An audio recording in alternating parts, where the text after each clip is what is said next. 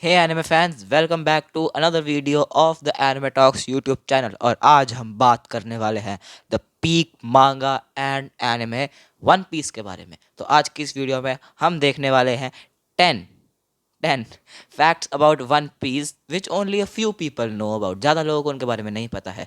So let's jump into the video. I am your host Karan, you are watching the Anime Talks YouTube channel.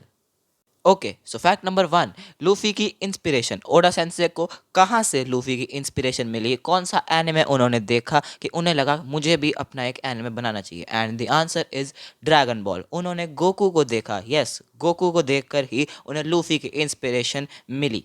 Goku और Luffy में बहुत सारी similarities है। Like दोनों को खाना बहुत पसंद है, दोनों को स्ट्रॉन्ग अपोनेंट से फाइट करना पसंद है, और दोनों को एडवेंचर पसंद है।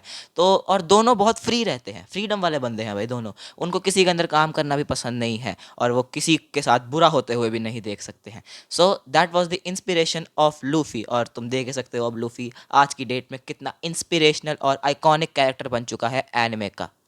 नाउ फैक्ट नंबर 2 की बारी। तो इनिशियल प्लान वन पीस का क्या था? ओडा ने सबसे पहले जब उन्होंने वन पीस लिखनी शुरू की थी तो उन्होंने सोचा था कि वो इस पूरी की पूरी स्टोरी को सिर्फ 5 साल में ख़त्म करने वाले हैं। यस, 5 ईयर्स में। और जैसे जैसे स्टोरी आगे बढ़ती गई, ओडा को नए नए आइडियाज़ आते गए, नए नए कैरेक्टर्स इंट्रोड्यूस किए उन्होंने स्टोरी में, और आज वन पीस 20 साल से भी ज़्यादा हो चुके हैं वन पीस को चलते हुए। एंड ऑल्सो एक बोनस फैक्ट, वन पीस आज तक की सबसे लॉन्गेस्ट रनिंग एनिमे है जो अभी भी ख़त्म नहीं हुई है। इसके 1110 एपिसोड्स आ चुके हैं, और अभी तक इसके बारे में हमें, वन पीस जो ट्रेजर है उसके बारे में अभी तक हमें कुछ भी नहीं पता। Oda sensei is very good at keeping secrets. Now fact number 3, One Piece के बहुत सारे आइलैंड्स रियल वर्ल्ड लोकेशन से इंस्पायर्ड हैं। बहुत सारे हैं, we will discuss them. So first up is Water 7, जो कि इंस्पायर्ड है फ्रॉम वेनिस इटली, क्योंकि वहाँ पर भी वाटरवेज होते हैं स्ट्रीट्स में, और वहाँ पर भी बोट बेस्ड ट्रांसपोर्टेशंस होती हैं। Now coming on our second place, जो कि है ड्रेसरोसा, जो कि इंस्पायर्ड है फ्रॉम स्पेन, क्योंकि वहाँ की जो मोस्टली बिल्डिंग्स हैं वो स्पेनिश आर्किटेक्चर से बहुत ज़्यादा रिजेंबल करती हैं, और वहाँ के कल्चर भी वहाँ का स्पेनिश कल्चर जैसा ही है।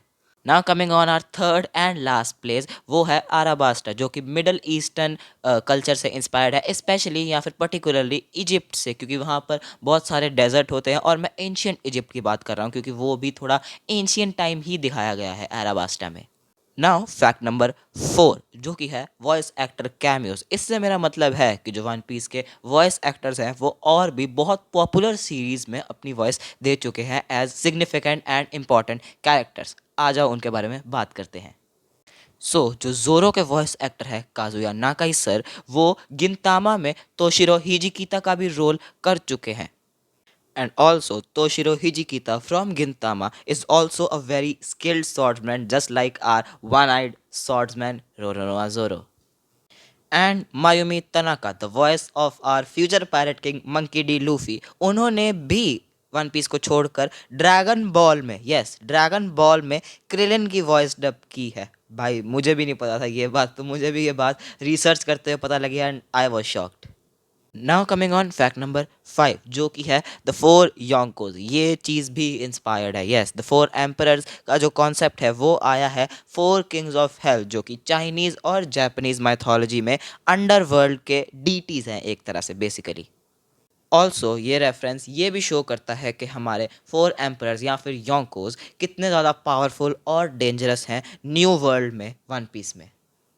Now coming on fact number 6, जो कि है ओडा के सटल हिंट्स और फोरशैडोइंग। इस चीज़ के लिए तो वन पीस और ओडा सेंसे दोनों ही फेमस है, और वन ऑफ द बेस्ट फोरशैडोइंग जो मुझे लगती है वो है काइडो की इंट्रोडक्शन बाय गेको मोरिया। जब Straw Hat Pirates Gecko Moria को डिफीट कर देते हैं तो गेको मोरिया बताता है काइडो के बारे में, और उसके बाद पोस्ट एनीज लॉबी में हमें काइडो के बारे में थोड़ा सुनने को मिलता है by Luffy's grandfather Monkey D का, अब जो रिवील करता है कि काइडो वो is one of the 4 emperors.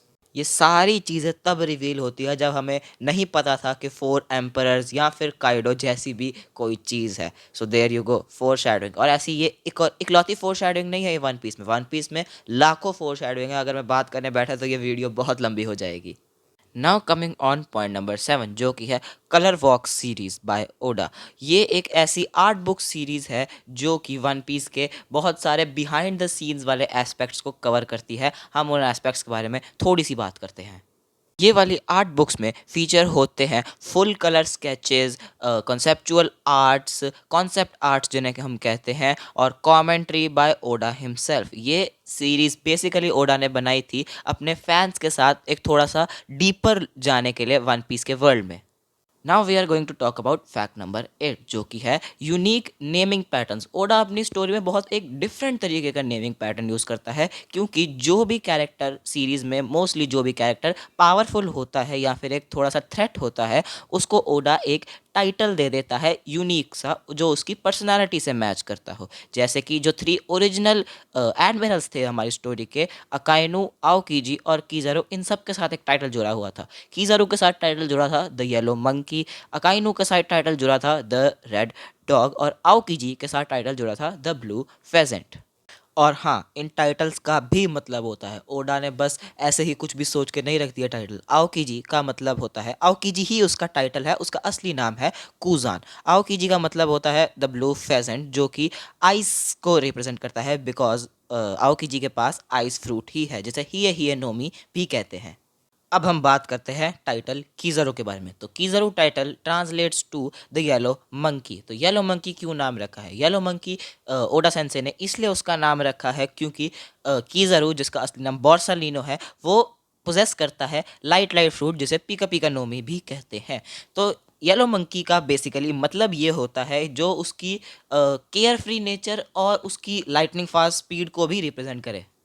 अब हम बात करते हैं टाइटल अकाइनू के बारे में, जो कि करंट फ्लीट एडमिरल साकाजुकी के पास है। तो Akainu translates to the red dog. तो ये रेड डॉग नाम क्यों रखा है ओडा सेंसे ने? ये इसलिए नाम रखा है क्योंकि अकाइनू के पास एक तो मैग्मा फ्रूट है, जिसे मागू मागू नोमी भी कहा जाता है, और उसके मतलब जो जस्टिस के मेथड्स हैं वो बहुत ज़्यादा ब्रूटल, फियर्स और रिलेंटलेस है basically. And last but certainly not the least, we are going to talk about Fujitora's title, जो कि है द पर्पल टाइगर। तो पर्पल टाइगर नाम इसलिए रखा है क्योंकि ये टाइटल रिप्रेजेंट करता है फुजीटोरा की स्ट्रेंथ को और उसकी ब्लाइंडनेस को। तो ब्लाइंडनेस को कैसे रिप्रेजेंट करता है तुम पूछोगे, तो मेरा जवाब होगा कि कभी कभी जापानीज फोकलोर में, ये बात कंफर्म है वैसे, कभी कभी जापानीज फोकलोर में टाइगर्स को ब्लाइंड डिपिक्ट किया जाता है। यस, देख रहे हो कितना सोच समझ के ओडा सेंसे ने नाम रखे हैं। नाउ फैक्ट नंबर 9 जो कि है लूफी के डेविल फ्रूट की इंस्पिरेशन। तो इसकी इंस्पिरेशन जानने से पहले हमें ये तो जानना ही पड़ेगा ना भाई कि लूफी का डेविल फ्रूट है क्या। तो लूफी का डेविल फ्रूट है गोमू गोमू नो मी, जो कि एक पैरामीशिया टाइप डेविल फ्रूट है। ये मैं विदाउट अवेकनिंग की बात कर रहा हूँ। और इसकी एबिलिटीज़ बेसिकली ये है कि it allows the user to stretch limitlessly. Gomu Gomu no Mi एक परफेक्ट डेविल फ्रूट है लूफी के लिए, क्योंकि लूफी की पर्सनैलिटी भी अपने डेविल फ्रूट जैसी ही है, क्योंकि वो उसकी पर्सनैलिटी भी बहुत फ्लेक्सिबल है, both mentally and physically. Now अब हम एक्चुअली उसकी इंस्पिरेशन की बात करते हैं। तो डेविल फ्रूट लूफी का इंस्पायर्ड है from mister fantastic from Marvel comics. Yes, ये